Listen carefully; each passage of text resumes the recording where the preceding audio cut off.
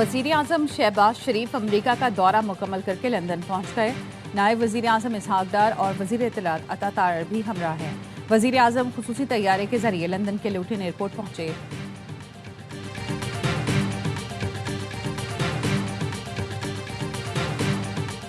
IMF का वक्त 25 फरवरी से 11 मार्च तक पाकिस्तान का दौरा करेगा। ज़राए के मुताबिक पाकिस्तान और IMF में तीसरे जायजे के लिए मुज़ाकरात होंगे। मुज़ाकरात की कामयाबी पर पाकिस्तान को $1.2 अरब की चौथी किस्त मिल सकेगी। पाकिस्तान और IMF के दरमियान मुज़ाकरात का आगाज टेक्निकल डाटा शेयरिंग से होगा। IMF का वक्त पहले कराची का दौरा करेगा। पहले मरहले में IMF का वक्त स्टेट बैंक ऑफ पाकिस्तान में ब्रीफिंग लेगा। IMF टेक्निकल वक्त जुलाई ta दिसंबर पहली छमाही की मुआशी कारकर्दगी का जायजा लेगा। पाकिस्तान मौसमियाती तब्दीलियों के लिए SRF प्रोग्राम पर भी मुज़ाकरात करेगा। कामयाब मुज़ाकरात से RSF के तहत $20 करोड़ की दूसरी किस्त मौसूल हो सकेगी।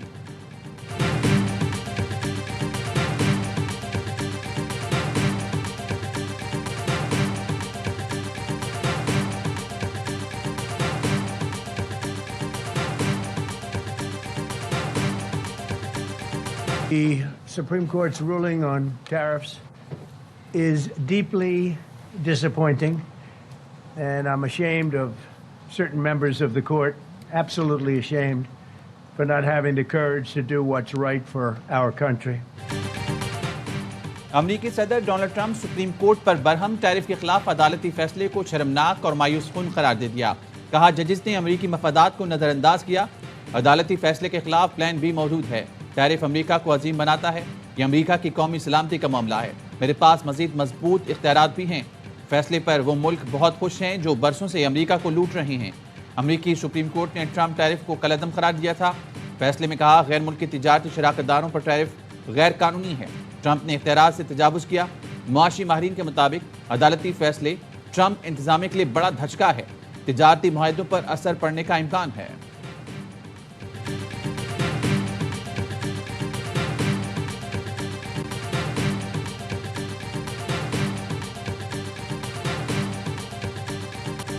अमरीकी सदर ट्रंप का ईरान पर महदूद फौजी हमले पर गौर।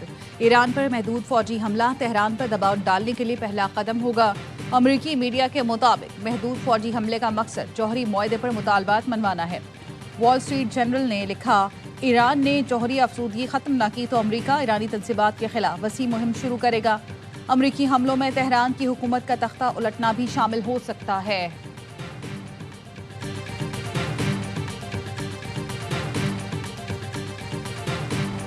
वज़ीर आज़म शहबाज शरीफ की अमरीकी वज़ीर ख़ारजा से मुलाकात। अमरीकी सदर वज़ीर ख़ारजा को बोर्ड ऑफ पीस के इफ्तिताह पर इजलास के कामयाब इनेकाद पर मुबारकबाद दी।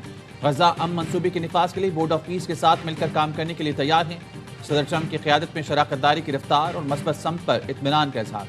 तिजारत, इक़्तिसादी सरगर्मियों के फ़रोग़, दहशतगर्दी के खिलाफ ताउन मज़ीद मुस्तहकम करने पर इत्तेफाक। वज़ीर आज़म ने पाकिस्तान और अमरीका के दरमियान आला सतह रवाबित के तसलसल की अहमियत पर जोर दिया।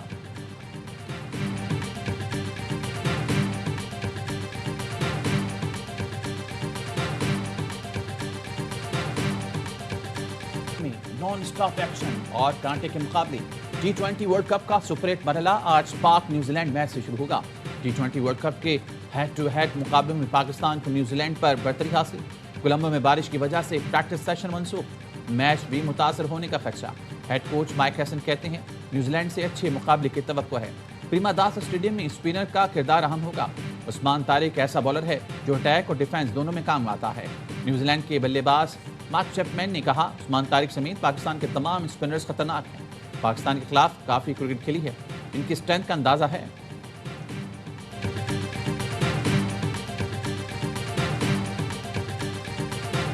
You guys have really got that wrong. Aga was upset that he just got out, so he threw the bottle into the ground. Nothing to do with the conversation we were having. Bub is well aware of that. Strike rate in the power play in World Cups is less than 100. That's not a role that we think here we need. We think he's a fine player through the middle if required. Salman आगा मुझ पर गुस्सा नहीं थे, नाफे के out होने पर बोतल फेंकी। माइक हैसन ने पिछले मैच की वायरल वीडियो की हकीकत बता दी। कहा पिछले मैच में 12 ओवर के बाद बाबर को भेजने का वक्त नहीं था। बाबर आजम को मालूम है कि उसको कहाँ खेलना है। बाबर का पावर प्ले में स्ट्राइक रेट 100 से कम है। बाबर के पास मखसूस महारत है। एशिया कप के बाद हम बाबर को मखसूस रोल के लिए वापस लाए।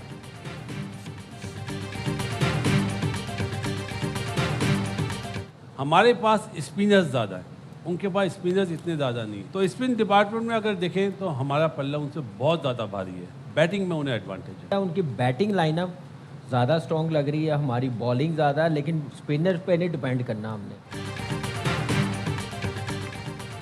न्यूजीलैंड के खिलाफ क्या हिकमत अमली कारगर होगी? हमारे पास तजुर्बा ज्यादा है, पाकिस्तान का पलड़ा भारी है। साबिक क्रिकेटर बासित अली का हर लम्हा पुरजोश में इज़हार ख्याल, कहा नाफी की जगह फ़खर जमान खेलेगा। नंबर 4 पर बाबर को रखना मैनेजमेंट की बेवकूफ़ी है। मेज़बान शुएब मलिक ने कहा फ़खर जमान का न्यूजीलैंड के खिलाफ रिकॉर्ड ज़बरदस्त है, मैनेजमेंट और कप्तान एक पेश पर नहीं। कामरान अकमल ने कहा हर चीज़ का इल्ज़ाम हेड कोच या मैनेजमेंट पर नहीं लगाना चाहिए।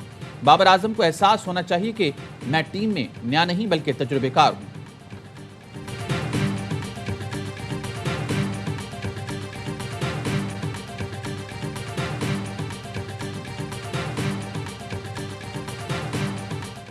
फरवरी को इमरान खान साहब को दोबारा उनकी एक इंजेक्शन लगना है, आना चाहते हैं ज़रूर आए। दोबारा 2 दफ़ा उन्हें शिफ्ट करना है हॉस्पिटल। हमने ये इलाज की उनकी दीगर सहूलियात जो उन्हें फराहम करनी है, इसकी कतई जिम्मेदारी रियासत पे और गवर्नमेंट पे है। हमारी टॉप प्रायोरिटी ये है कि इमरान खान की सेहत के हवाले से बेहतरीन इलाज की सहूलियात उन्हें मुहैया की जाए। बानी पीटीआई को 25 फरवरी को इंजेक्शन लगना है, पीटीआई वाले आना चाहें तो जरूर आए।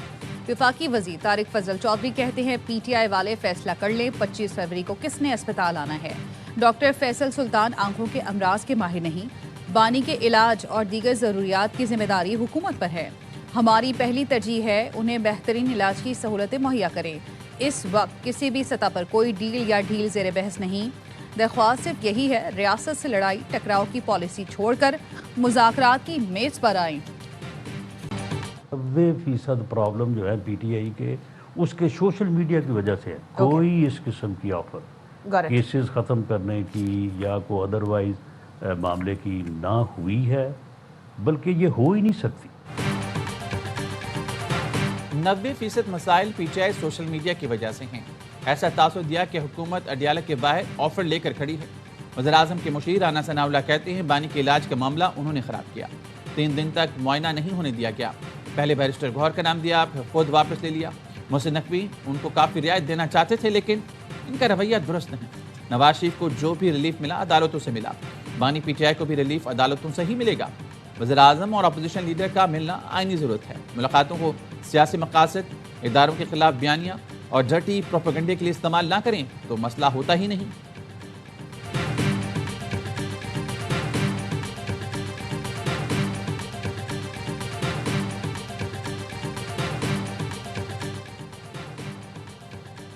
ऑपोजिशन लीडर समेत पीटीआई की सीनियर क़यादत ने बानी पीटीआई रिहाई फोर्स की तजवीज़ मुस्तरद कर दी।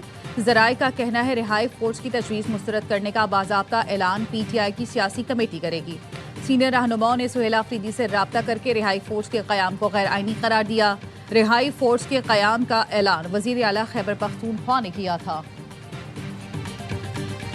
साहबजादा हामिद रजा को जेल में 111 दिन से जायद हो चुके हैं। जेल में आज मुलाकात का दिन है। क्या इत्तेहादियों में से कोई रहनुमा मुलाकात करेगा? अहले खाना का हामिद रजा के एक्स अकाउंट पर सवाल। वज़ीर दिफा ख्वाजा आसिफ समेत नून लीग और पीपल्स पार्टी रहनुमाओं ने पीटीआई को आड़े हाथों ले लिया। ख्वाजा आसिफ ने लिखा पीटीआई सियासी जमात नहीं, क्लट है। सियासी सोच और सियासी रफाकत का कोई तस्वुर नहीं। बानी पीटीआई के सिवा हर लीडर को गालियाँ पड़ चुकी और पड़ती रहेंगी। इन सब में कदर मुश्तरक है कि चाहते हैं बानी अंदर रहे, इनकी दुकानें खुली रहें। नासिर हुसैन शाह ने लिखा हमारी हमदर्दी आपके साथ है, आप इनसे तवक्को कर रहे हैं जो पार्टी नहीं फैन क्लब है। क्लब को एक शख्स के सिवा कुछ नजर नहीं आता। बैरिस्टर अकील मलिक, हिना परवेज भट्ट और साहिर कामरान ने भी पीटीआई क़यादत को तनकीद का निशाना बनाया।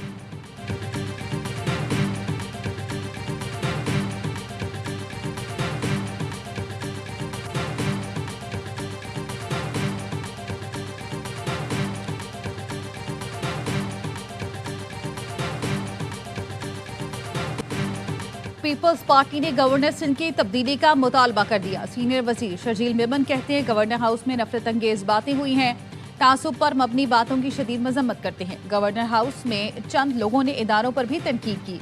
गवर्नर हाउस आईनी इदारा है, इस चीज़ के लिए नहीं कि वहाँ तासुब की गुफ्तगू करें। गवर्नर हाउस में सूबे और विफाक के खिलाफ तकरीब हुई। सिंध एक था, एक है, एक रहेगा। सूबाई वजीर सईद गनी ने कहा नून लीग वादा निभाए, सिंध में अपना या पीपल्स पार्टी का गवर्नर लगाए। लिसानी सियासत का दोबारा सर उठाना इंतहाई तशवीशनाक है। माजी में खूनरेजी कराने वाले अनासिर फिर सरगर्म हो गए हैं।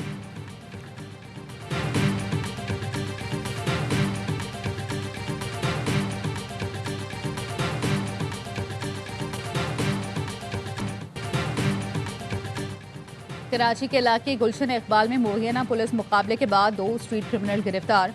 पुलिस के मुताबिक एहलकारों ने 13D से मुक्का चौक तक मुल्जिमान का ताक़ुब किया। मुल्जिमान से असलहा, मोबाइल फ़ोन और दीगर सामान बरामद हुआ। मुक्का चौक के करीब शहरियों ने डाकुओं पर तशद्दुद भी किया। गुज़श्ता रोज़ सफूरा चौरंगी के करीब डकैतों की फायरिंग से नौजवान का कत्ल। वज़ीर दाखिला सिंध ज़िया लंजार ने वाक़े का नोटिस ले लिया। SSP ईस्ट से रिपोर्ट तलब।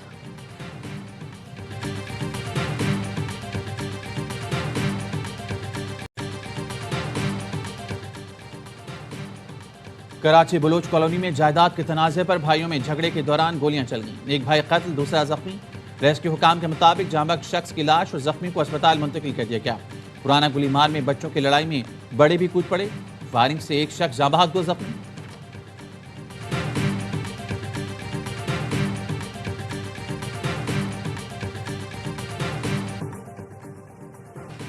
मंशियात से भरी कराची की पुलिस वैन को सजावल में हादसा। पुलिस वैन तेज रफ्तारी के बायस ट्रक से टकरा गई। मोबाइल में एक पुलिस एहलकार और एक सादा लिबास शख्स सवार था। एनी शाहिदीन के मुताबिक मोबाइल में शराब और गुटखा मौजूद था। सजावल पुलिस मौके पर पहुंचकर एहलकार और मुश्तबा शख्स को साथ ले गई। IG सिंध जावेद आलम ओढ़ो ने सजावल में पुलिस मोबाइल में मुज़र सेहत खाम माल की मुंतकली का नोटिस लेकर रिपोर्ट तलब कर ली।